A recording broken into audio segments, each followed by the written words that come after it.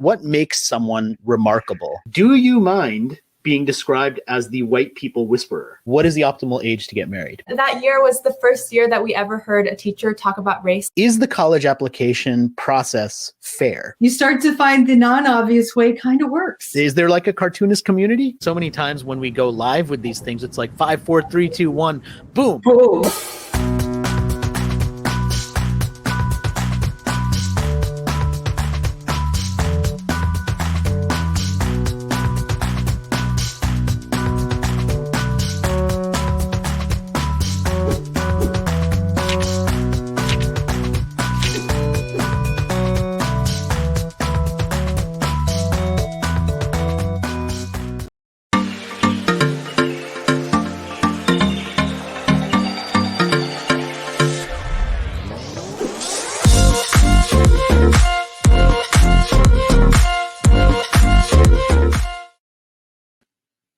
Welcome to the Non-Obvious Insights Show. I'm your host, Rohit Bhargava, and today we are talking about algorithmic bias, a very, very important topic, and I am so excited to welcome my guest, Heather Krause, who is an expert in data, algorithmic bias, and she's the founder of We All Count, a data equity project. So welcome, Heather. Nice to see you. Thank you for having me, Rohit. I'm so excited to be joining you in this project. Thank you so much. And this is part of our Beyond Diversity Summit. And so we're talking about every aspect of diversity. And you know, on first glance, data may seem like a strange thing to stick into that, but it has huge relevance and huge implications. I mean, we see so much of our lives are governed by data. We see data all the time in what's delivered to us, the decisions that are made. And, you know, sometimes it goes very wrong. I mean, we see some stories like, for example, I remember, I think it was like a month or two ago, I saw a story in Wired magazine about how an algorithm was actually preventing certain patients, African-American patients, from being able to get on the list for kidney transplants.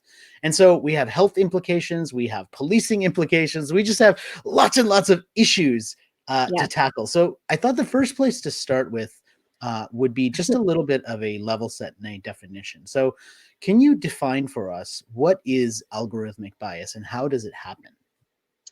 That is a fantastic question. And there isn't one simple answer to that, but I think it is absolutely the most important question to begin with, because algorithmic bias is essentially any way that the recipe that data is put through to get kind of the outcome that you're trying to get is either intentionally or accidentally designed to encourage one output over the other.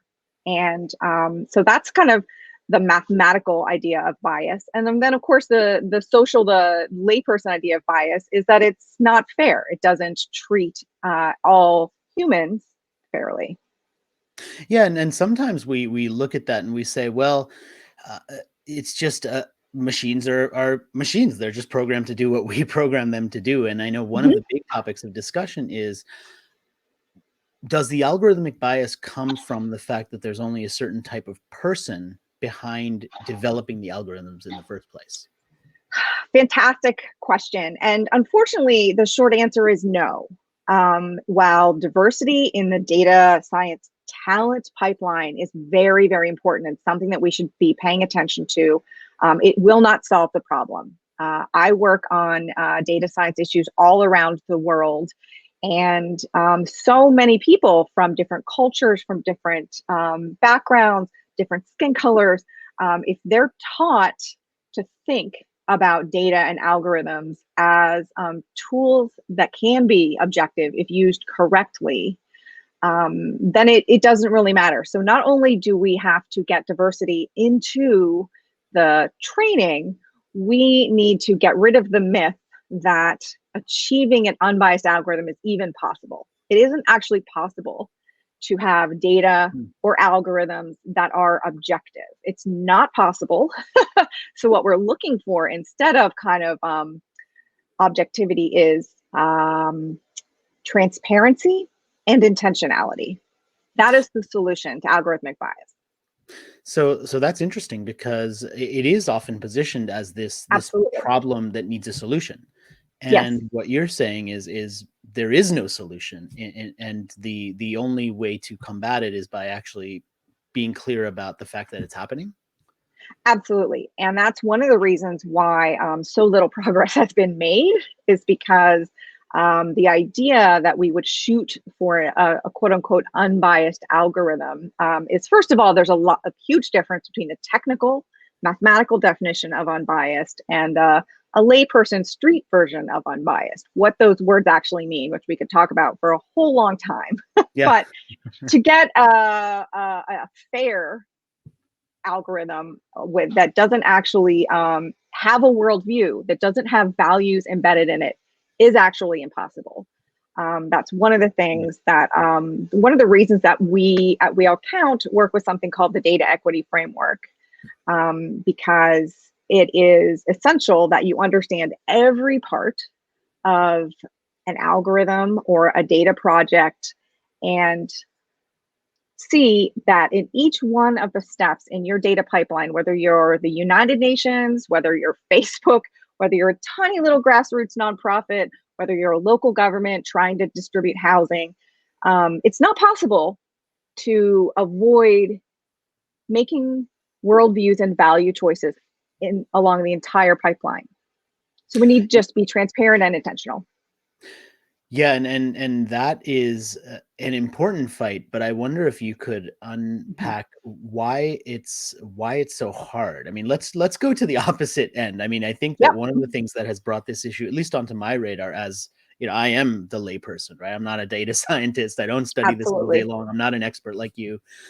Yeah, I just read stories and I see examples, and I read stories of you know, the kidney transplant story, but I read other stories of how you know, a card that swipes to get into a certain building was locked because the algorithm decided that someone who had the title of doctor couldn't also be female, and so like the algorithm was locked to like doctors being male, and so there was a conflict, and that was a Right. problem. So like, how big of a problem is algorithmic bias right now? It is a gigantic problem. It's could not be overstated how big of a problem it is. And one of the first steps you can take as a layperson, as a person on the street, is exactly related to the sentence that you just said. The algorithm decided. I would really encourage us all to stop using algorithms as the thing that's doing something. If you build a house and the house falls down, you don't say the hammer built a bad house. Algorithms are tools; they're not doing anything. Yeah. Human. So I would really like to see us as a society stop imbuing algorithms with agency.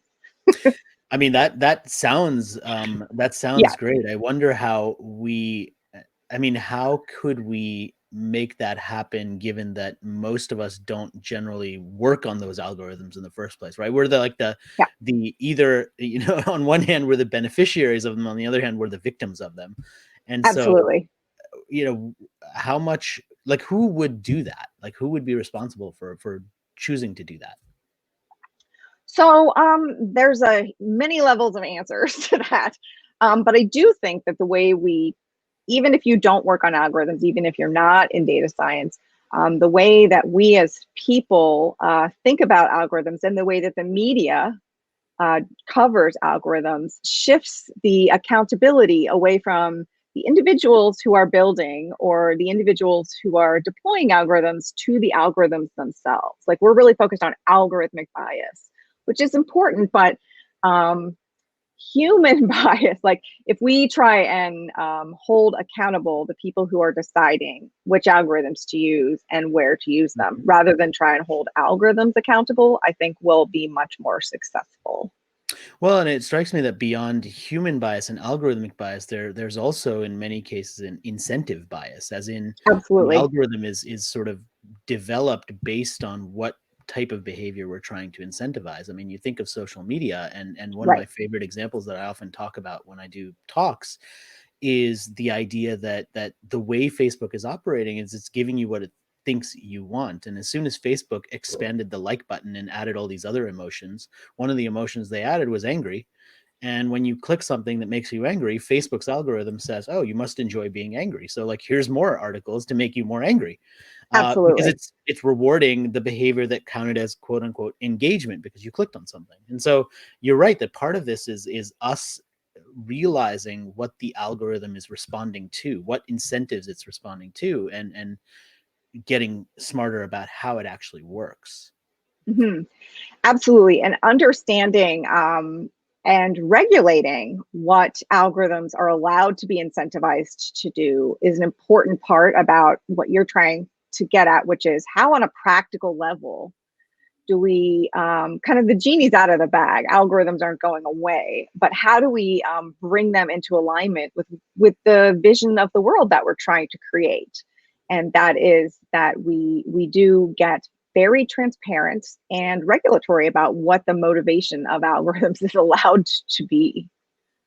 Yeah, Len, let's dig into, I mean, you mentioned regulatory. I know you're not a political expert. I don't want to dig too much into the No, I'm politics. not. We are at, but we are at a reset moment in politics. We had an inauguration, we have a new administration, at least here in the US, and we have an increasing number of examples of countries, cities across the world bringing regulation to things that are technological, that are algorithmic. Facial tracking technologies been banned in multiple cities. So we do have government taking a greater role in trying to add that level of regulation. Do you think that's a good thing? Do you think that's part of the solution? Do you think that it has to come from the people who are doing the algorithms without the regulation? Like, where's the ideal ground in your opinion? Yeah, so I think there's a couple of ways that we need to approach this. The first is education. So it is essential right now, if you want to get credentialed to build a bridge, if you're an engineer, you are required to take courses in ethics and equity, like so that you don't kill people. Same is not true for anybody who wants to work with data. I mean, you can just like take some online courses and get yourself, a very high degree position in somewhere that you can actually kill people. And so from an education point of view, the profession of data science, the profession of statistics needs to get more serious about regulating to make sure that this idea that these tools are objective and these tools are unbiased simply is not true. And then that's from the inside. Then from the outside, governments absolutely need to start regulating things like transparency. And then on the third angle, from the citizen point of view, we really do need to think differently about the goals, that an unbiased algorithm can't be the goal. Yeah, that's becoming clear, I think, which was not maybe something I was thinking ahead. So I'm already learning. This is great. I'm very excited. That's exactly what we want, right? We want to shift Right. our perception, and we want Yeah. what we want across the show, and across everything. I want to come back to what we individually can do, but for a moment, I'd like to dig into your work in this space a little bit, and maybe dig into kind of a before and after, if you have one to share, in terms of a situation where you went in somewhere, you worked with someone, or there was a situation where the algorithm was biased, but the people behind it was that there was basically bias on every level, and you got in there to fix it. How do you fix that? Like, what's the I mean, we saw the framework, but like, take us through a real life Yeah. example of how that happens. Yeah, absolutely. So one of the places that we work is a lot in the education sector, because right now algorithms are becoming the hot new thing in the education sector. There's a lot of standardized testing going on in the education sector. There's a move towards even more technology, especially in the pandemic. And I'm not against any of that, but it has been a disaster on many fronts in terms of doubling down on racism, doubling down on homophobia, classism, colonialism. So we work a lot in school districts and with education departments. And one of the first stories I can tell you is one about the average classroom size. So there's this, of course, this big myth that data is objective. Math doesn't lie. Math doesn't have a point of view. And what we can see is if you look at this school that has 3 classrooms, and ask yourself, if you can put that slide back, what is the average classroom size in this school? This school has 3 classrooms. First classroom has 1 student, second classroom has 3 students, third classroom has 5 students. What's the average classroom size in this school? Put this in front of almost anybody, and they're going to say the average classroom size is 3, which is, of course, one of the correct answers. But the other correct answer is that the average classroom size in that school is 4. How is it possible that in a school with 3 classrooms, there are 2 correct answers? The average classroom size can be 3, or the average classroom size can be 4. The way that there are 2 correct answers to that basic mathematical question, something that we learned to do in like grade 5, is that it depends on who you ask. It depends on whose worldview, whose lived experience you're embedding in everything about the way you collect the data and the way you actually use math. From the teacher's perspective, if we ask the teachers what the average classroom size is in this school, we get 3. From the student's perspective, the average classroom size in this school is 4. We'll walk you through the math on a YouTube video if you want, but the important part is that something as basic as taking an average has a worldview embedded in it. And when you extrapolate that into standardized testings and algorithms and what students are achieving and what schools should be considered successful, you are immediately embedding all kinds of values that are not neutral. And so we're working with a number of school districts in the southern US to help them change entirely the way that they collect, analyze, and communicate about student outcome data, and also student discipline data, dropout data, expulsion data, things like that. The way that you even take the federally mandated data and calculate it through the lived experience of students, or through the lived experience of students of color, you get actually different mathematical answers. And so the reports are changing, the policies are changing, and the evidence is now getting centered in these school districts around the lived experiences of the students they're trying to help, rather than policymakers at the top, because it makes a big difference.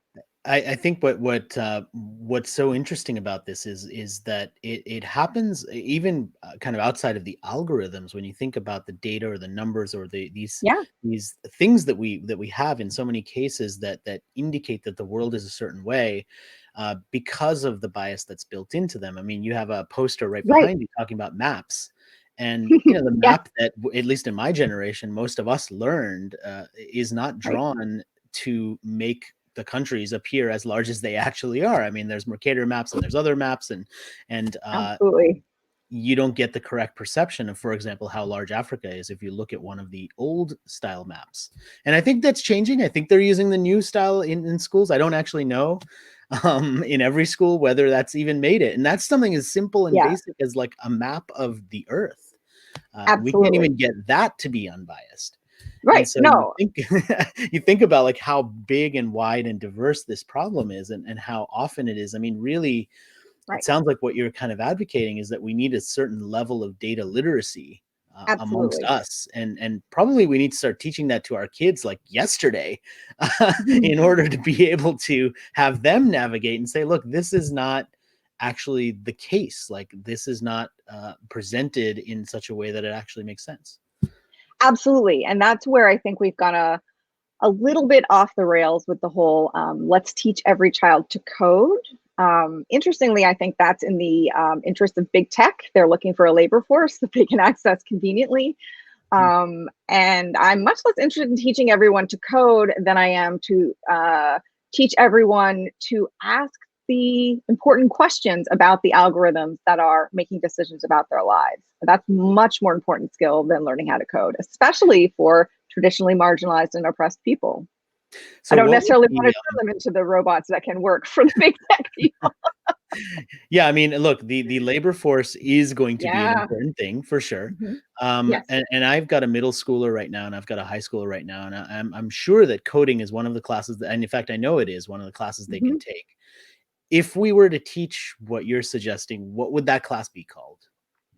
That class would be called something like understanding ethics and data, or understanding the social implications of data science. I mean, even very sophisticated data scientists with very important positions can't take one of the models that they're building and understand how the different components have social implications, have like whether you use a variable as a moderator or a mediator or a confounder makes a deeply social difference. Like the technical aspects of statistics are imbued with social justice meaning. Yeah, it's such an important point, and one of the things that we wanted to do in this summit that's been a huge focus for us is to talk about these important issues and to have these conversations and to also drive towards like what do I do about that? So with our few remaining minutes, I'd love to shift our conversation to some real action items for people. So let's say someone's listening to this, they're understanding the scope of the problem, they're not a technologist, Yeah. who's kind of working in one of these roles where it's like, okay, there's very specific, tangible things in your role that you might be able to do. Right. The usual person, the layperson, what can we each do to both inform ourselves and get smarter about the ethics and the ethical implications behind the data? And also, if we happen to be parents, like how do we bring that to our kids? Yeah, I'm so glad you asked me that, because I think we are now at an opportunity, thanks to the disruption of the pandemic, some of the civil rights movements that are happening globally and changes politically. I think we're at a very great moment to actually make some changes here as not technical people, but as people who are just living our lives, raising our kids. And I think the number one thing is to do anything you can to help your children and yourselves and your friends really understand the fact that it isn't, our goal cannot be objective algorithms. That goal is a distraction. Unbiased algorithms is a distraction. It is in the interests of technology that we double down and try and make the tools that they're using objective. Instead, you need to teach yourself and your children how to inquire about the motivations and the intentionalities and what's actually going into the algorithms and how they're being used. There's tons and tons of great resources. Joy Blawini has the Algorithmic Justice League. Everything they put out is amazing. Yeah, I agree. She's fantastic. Yeah, your kids could watch her. I mean, she's a poet, she's a researcher, she's a technologist. Yep. My kids love watching her stuff, and it really I've seen a lot of her work. Actually, my brother spent time at the Media Lab when she was there too. So I know her work as a observer. I know her work really well. Right. There's also something really, really cool called the Black Futures Project, where they are actually conducting research and a census that is kind of adjacent to the United States Census. And lots of schools, lots of elementary schools, you do something called the Census Project. They participate with the United States Census and teach their kids how to use data by tapping into that. This is an alternative option. The Black Futures Census could really be used to help young people understand, like, the American Census is great, it's important, but it's not the only way to kind of classify and sort people. People aren't born with little check marks on their bellies. As much as we are encouraged to be that, right? Exactly. So, yeah, and there's so many different resources to help both children and adults in really uplifting, joyful ways. I don't think it has to be a slog. That's one of the things I think the data equity movement has going for it. It really can be a joyful, empowering, enlightening journey. It's not a slog. There you go. Exploring the ethics in data. It doesn't have to be a slog. It can be a joy. Yeah. Those are some amazing resources. We're going to link to all of them in the notes for the video. I just want to say thank you for spending a little bit of time explaining this topic to us, offering your perspective, and giving us some real kind of actionable things that we can do to inform ourselves, inform our kids on this really, really important topic. So thank you.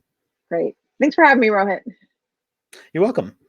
If you enjoyed this conversation, check back every week at the Non-Obvious Insights show for a new episode with another interesting person and another fascinating topic.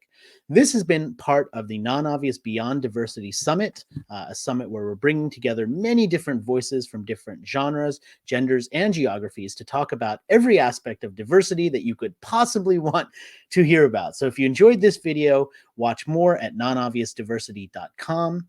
The hashtag for our summit overall is #nonobviousdiversity. So check that out and be part of the conversation. Thank you for joining me for this special episode of the Non-Obvious Insights Show. I'm your host, Rohit Bhargava. And remember, always stay non-obvious.